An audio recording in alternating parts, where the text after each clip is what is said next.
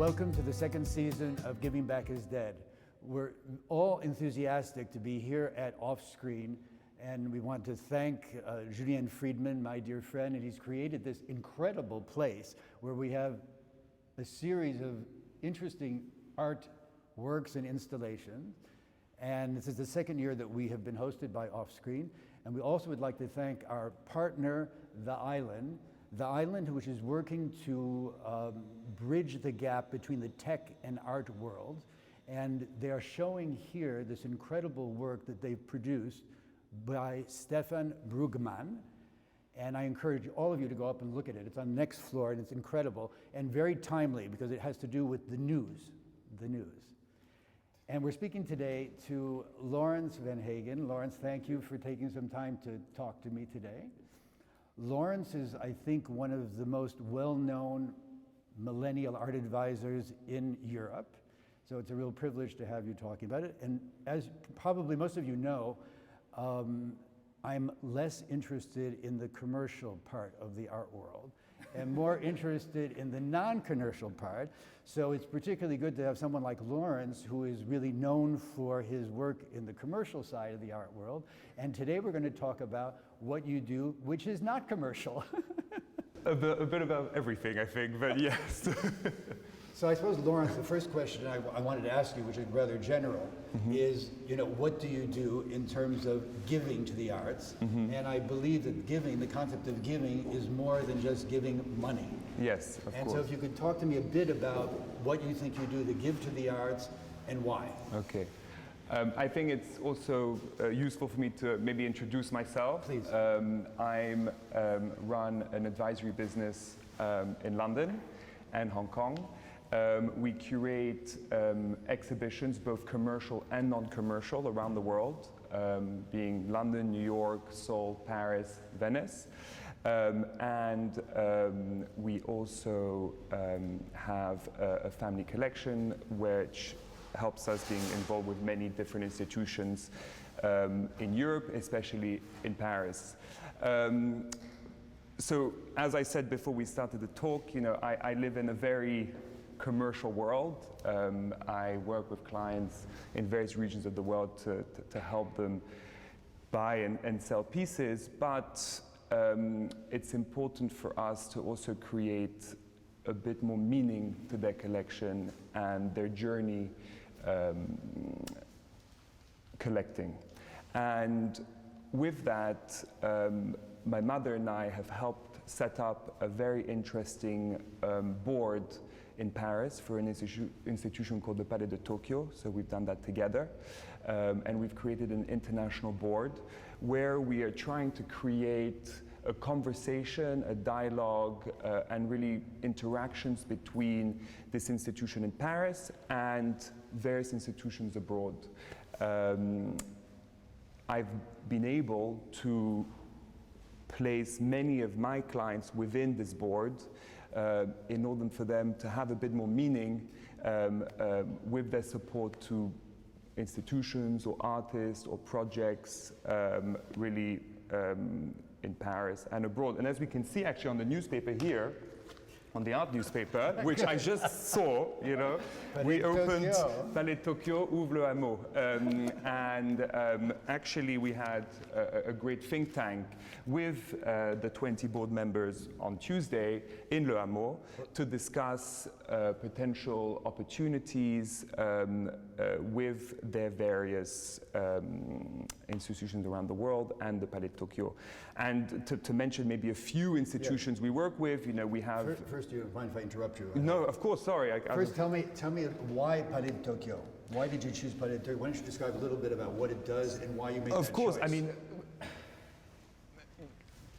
I help... Because I think everybody doesn't know what it is. No. Palais Tokyo is an incredible art center institution in Paris that supports a great number of artists. I would say mainly emerging, or I would say more challenging pieces and curations. And I think one of the most exciting art centers in Europe, if not the world. We had created a very strong relationship with the Friends of the Palais de Tokyo for quite a long time, and this opportunity came to create something a bit more substantial and a bit more international, and to create a board for this institution that is slightly different to normal boards of other museums, because if you go to the Guggenheim board or Musée d'Art Moderne or all of those, you know, the reason of these boards is to acquire works for this institution, for the Art Center for Palais de Tokyo. It's more creating a dialogue and a conversation, which is what we thought was very interesting. And we wanted to create a conversation between art lovers and both young and old. And that's why I got involved with my mother, because we're trying to bring in the younger generation. I know we were talking about the younger generation, but also the parents. So basically your idea was that you were going to inspire this younger generation Yes. to also continue to be involved in giving, and you've also tried to create these bridges with the rest of the world. Yes. So why don't you tell us a little bit about what are the bridges, and have you been effective at being able to engage So look, it's been a year, and we've gathered 20 incredible people. It's been just 1 year. It's been 1 Oh, so year. this is a new- This is a new initiative. Okay. We work very closely with another foundation in Germany called the Langen Foundation, who have an incredible foundation built by Tado Ando. We have on the board an Indian family that just built their first art center, the Ambani, which is, I think we'll talk a bit later about what I'm doing with them. And we have a very important family in the UK, the Dyson. So we've really created these relationships that can be very beneficial to art abroad, French art abroad, or whatever kind of dialogue we want. And we've been I personally have been very involved in really building these relationships and building these friendships to really create these, perhaps an exhibition curated by one of the curators of the Palais in India, or in China with our board member from Macau, or in Korea, we're on the board we have the Samsung family who own the Leo Museum. So all these people are very involved in their countries, and they're very happy to sort of create this dialogue with the Palais de Tokyo. And also, the Palais de Tokyo is very giving, as we were talking about giving. They do a lot for their communities, they do a lot for Paris, and maybe these institutions need a bit of help with that, and that's something we can maybe sort of bring forward. So this particular board, it isn't about giving money to Palais de Tokyo. No. And it isn't about giving works to Palais de No. Tokyo, because it's not a collecting institution. No, it's not a collecting institution. It's basically Kunsthalle. Yes. So it's just about creating these great exhibitions. Yes. And some of the exhibitions that have been created by Palais de Tokyo will then travel? No, not to yet. these other I mean, places? us, it's really about creating a conversation and to be able to create a link between our institution, or this Palais de Tokyo, and our board members' institutions. And that's a conversation we've started with our first think tank 2 days ago, and to create a constant conversation to create a more fluid dialogue. And we were also talking before everyone arrived about the globalization of art, and how we're a bit everywhere, and and it's really to sort of make everything smaller and more compact, and to be able to see things that you see in Paris and being able to experience them abroad. And that's our goal. And that's also a personal goal of mine. I mean, I'm curating my first non-selling museum exhibition in India that's opening in a month's time. And this, if I understand correctly, came out of this initiative. Came out of this initiative. Because of this initiative, you were able to have a close relationship with Abani, and then this came out. So I've had a very good relation with this family for a couple years, and then they decided to join the board, and we of course created a closer relationship, and then they opened their art center in March, called the Nita Mukesh Ambani Cultural Center, which had its first exhibition curated by Jeffrey Deitch. And now they have a current exhibition that's closing actually this week with Maurizio Cattelan and Toilet Paper Magazine. And we are curating a major pop retrospective for them. It's the first exhibition of its kind in India. It's one of the first retrospective of pop in Asia. And we're really trying to build and create and curate an exhibition that people in India have never ever been able to experience in their home country. So you're doing this is a gesture of giving. The idea is really to try and... It's a gesture of giving in the way that the way we've curated the exhibition is we've had a big focus on education and educating the people who are coming to the exhibition. Of course, we will have a lot of international visitors, but I would say that 95% of the visitors would have never seen a Warhol, or maybe they've heard of Warhol once in their life, or they've never seen art that is not from India. So, you know, the idea was really to be able to showcase what they might see on the television, you know, of, you know, these famous paintings. And, you know, within that, we've created an exhibition which is divided between 4 floors with very common themes that people in India can relate to. The themes of the show's pop, but the themes of love, fame, and power. We also thought that pop would be an interesting exhibition to curate because of how the US shifted in the 60s and 70s with the pop movement, and we're a bit in a similar period in India at the moment with, you know, how India is changing. And also, I have come to see in my sort of short career that pop is, I would say, one of the only sort of movement that people in India appreciate and know. So if we were going to do a very international exhibition that over there, that's what we wanted to do. In terms of, you know, giving to them, what we want to do is we've gathered a lot of archival material. We really want to showcase what this movement was all about to these people, and we want to bring, and the institution wants to bring the West into India and create these dialogues within Indian artists and Western artists. For this exhibition, we were initially working on including Indian artists who were also inspired by pop, but it didn't make much sense in the curation. So instead we shifted one of the last floors into a very educational floor with a lot of imagery and a lot of, you know, content for them to really, you know, be immersed into this sort of world. Great, this sounds great. So if I understand correctly, the Abani Center is more a cultural center. Yes. So there are other things going on. It's Yes. not just exhibitions. So that leads into my next question, which is, do you think legacy institutions and museums, are they relevant for the next generation? Yeah. Do younger people really care about museums, about what museums are showing? You know, is it relevant? I mean, I would think it, I hope it is. I do think it is. Why? Why do you think it is? I mean, I was talking to a young Korean collector the other day, and he was only talking about the market and the value, and some guy's super smart tech guy. He was telling me about this, and I finally said, "Are you interested in the art?"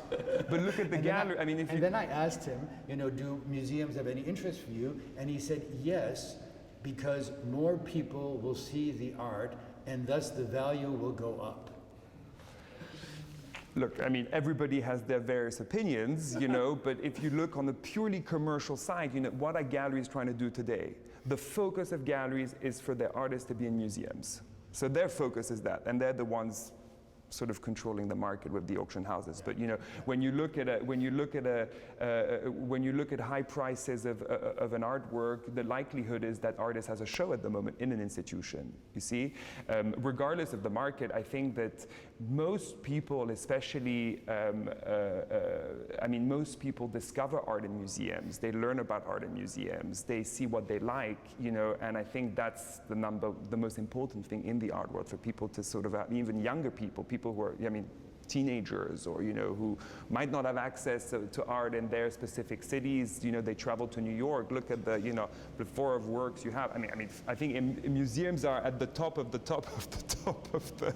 So you think they still seem to be relevant? Of course, and look at all these. Every single museum.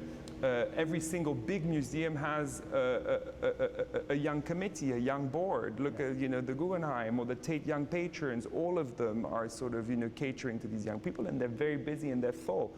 I think they're extremely important.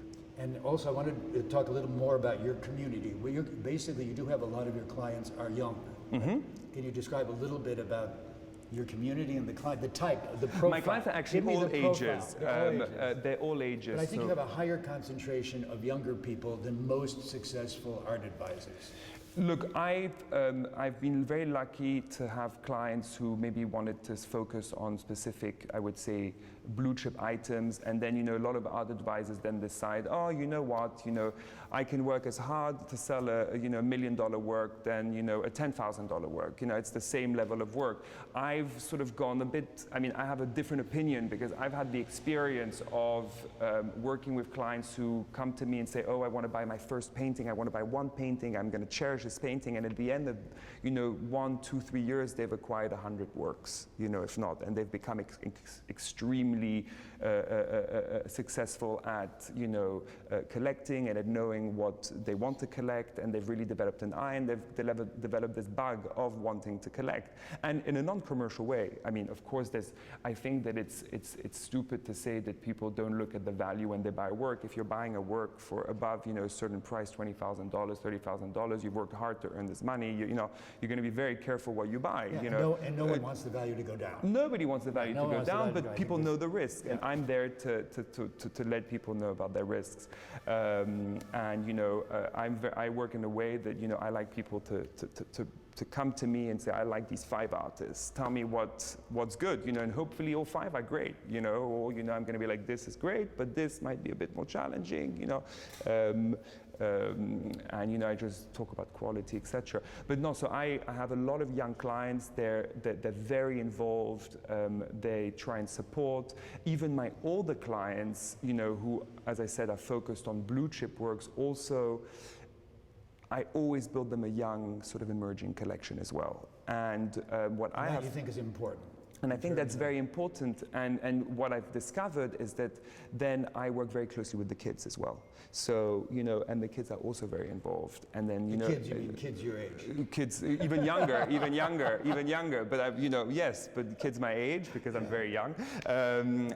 You know, and we have family group chats, and, you know, they start buying as a family, which I think is also very interesting. You know, and to sort of develop this sort of very, you know, fun hobby and thing to do as a family, and then the kids get very involved with other institutions, as we said, probably more than the parents. You think so? Yeah. And have you gotten involved in suggesting to them where they could become involved in terms of... I mean, it depends of where they are. I mean, it's really based on geography, you know. If someone's based in, you know, in New York, they'll focus on institutions in New York, you know. I mean, unless, as we said, is an international board like we discussed.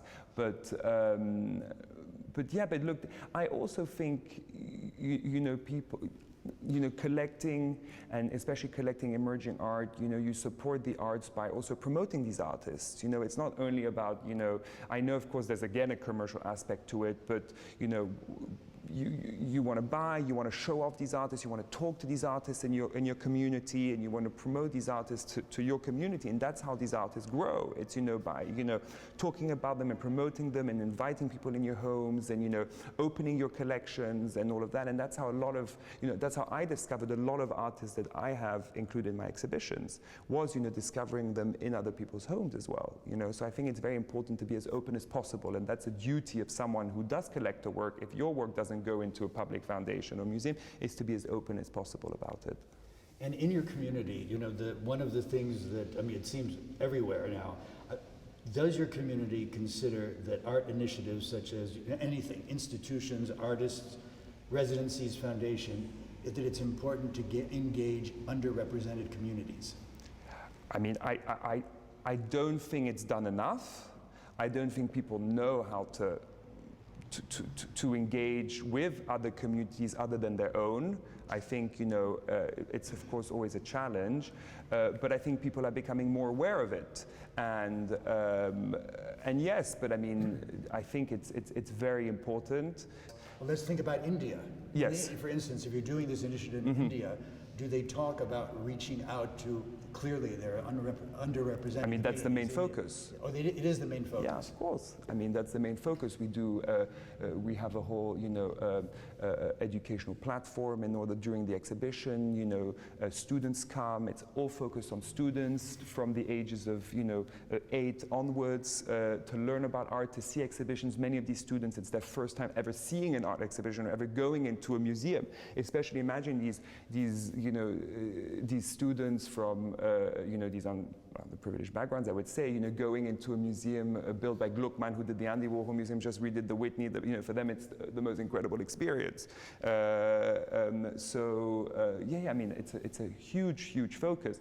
Then, is it a focus for collectors and for people that I work for or that I advise? Maybe some of them, but...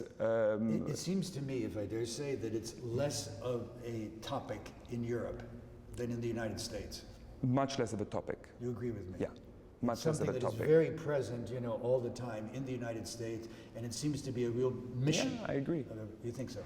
I mean, and even less, I'm not political in any way, And even less so in Asia. I don't think they don't discuss it, it seems to me, in Asia. India is something different, though.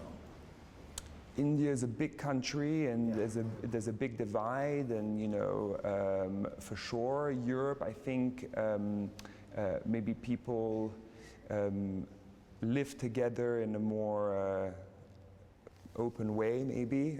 I don't know. I think there's more divide maybe in the US. I think people are also more vocal in the US. People here, I think, a bit more conservative.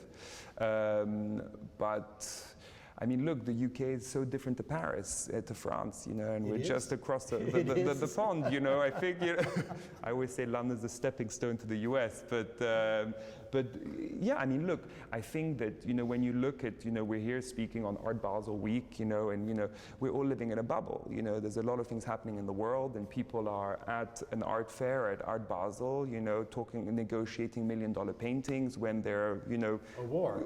Crazy things happening around the world. So, but I mean, we have to continue to live, and hopefully all these people, help and, do their part, but, who can force them to, Another theme that's come out in my various conversations with Next Generation is whatever they think of doing in terms of giving, they want some sense of intended impact. They want to know what will the impact be, and they also want some kind of data figures on impact. What do you mean with impact? On what their money's doing, or no, what?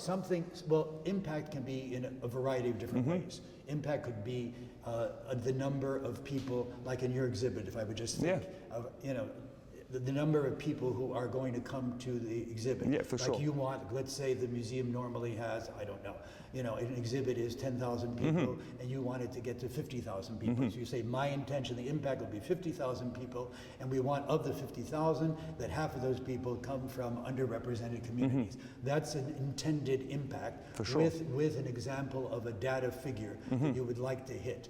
Is this kind of thing, is that part of the thinking of your community in general, do you think? It is part of the thinking in the US. I mean, with my experience, it's not something that I've really, discussed or talked about, in great depth. I think, everyone, if they are working towards, helping a specific, community, or they're, supporting a specific institution, I think, yes, they want to know what is happening and how things are changing. And I do think that the younger generation is, of course, much more, open to these tougher conversations and, creating these dialogues. How long will it take? I don't know. But I do think that, people want to see a change, and maybe the data is what will show the change, unless it's not, visible, with the naked eye. So because this is one of the comments that I get mostly from Next Generation, is that the old ask was always essentially, whenever, let's say it's an institution that's asking the Next Generation, they all say, we have an extraordinary program and we have a visionary director. Give. And Next Generation people, it's not enough. They want to know. Well, it's called marketing. It's called really more. So this is one of the topics. And when you get involved in giving, To what extent is the market important, do you think?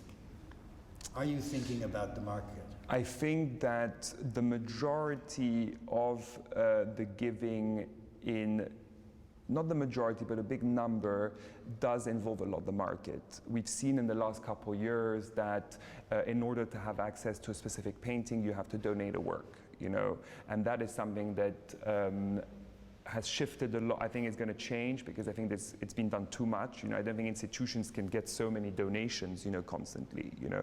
But yeah, I mean, I think in terms of, you know, donating works or donating funds, I think that there is, you know, a lot to do. Also, you know, in America, it's very different donating than in Europe. You know, you get a tax break. You don't get that here. So I think, you know, that's why it's so popular in the US. But in terms of the market being involved, I think within my world as an art advisor, it's the majority of the galleries request for works to be donated, at least half of the value, if not more, in order to have access to these artists. It annoys me, it's difficult, it's challenging to deal with that, but I prefer doing that than perhaps, you know, buying a work for the same price. I mean, with the times two, you know, the painting and the donation from an auction, because at least the artist gets something out of it. At the auction, the artist doesn't get anything, you know, on the secondary market. You know, if my client buys X work and then the other work is donated to the Guggenheim and the donation is accepted, then it's a huge benefit to the artist to be in such museums, you know, and I do this in great depth with my clients, you know, but the concept is for it to not be for everyone, because I understand some artists need to, but then I think maybe people take a bit of advantage, and, you know, everything needs to be donated.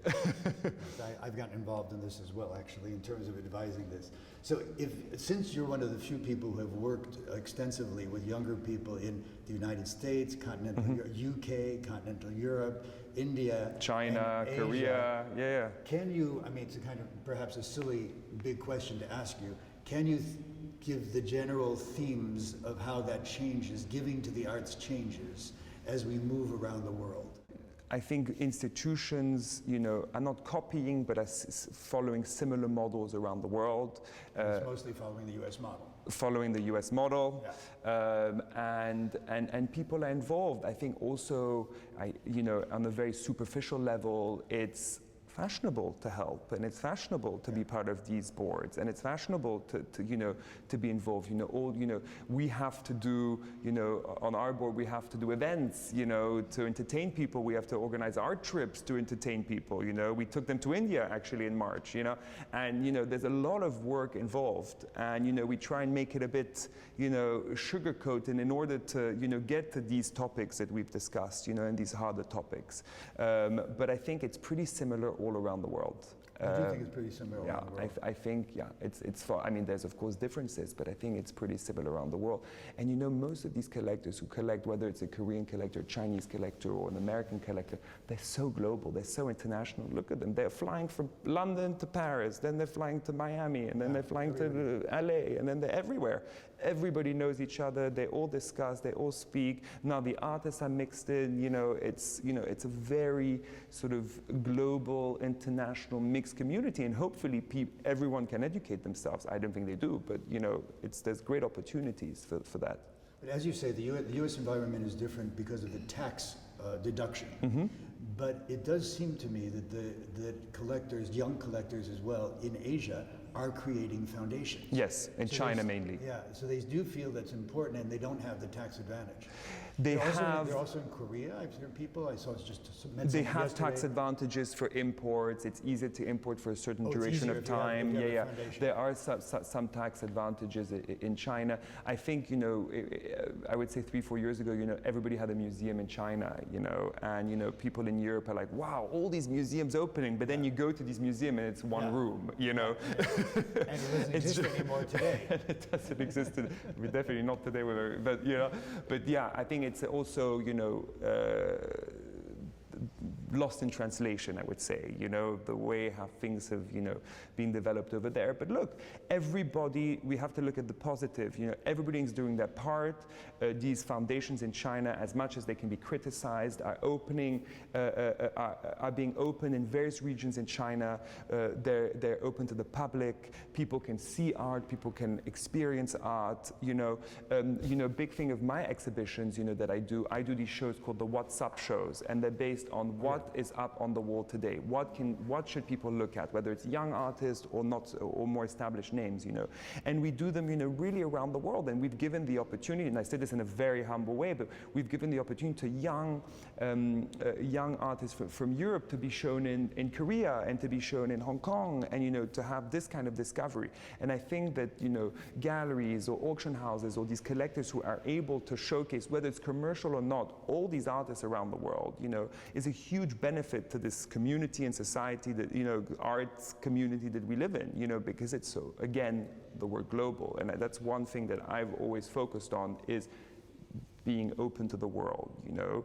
I'm a 30-year-old, I'm doing my first show in Mumbai, you know, when I call lenders, you know, it's, you know, and I tell, you know, lenders who are 60 years old, have the most incredible collection, and I talk to them about Mumbai, they have heart attacks, you know what I mean? So how do you convince them to do it? I can't convince them, you know, but some are very open to it, you know, but how do you convince someone who has no desire to learn about a country like India, and for them they think of India like 25 years ago, you know what I mean? And how do you convince them to give a work? Some people are much more open to it, and they're like, we love the idea, we'll do it. But it's hard to convince someone to send a $50 million painting across the world, you know? Yeah. With everything happening this week, I'm having a lot of trouble because people think India is close to where everything is happening. Do you know what I mean? So it's constant hard conversations.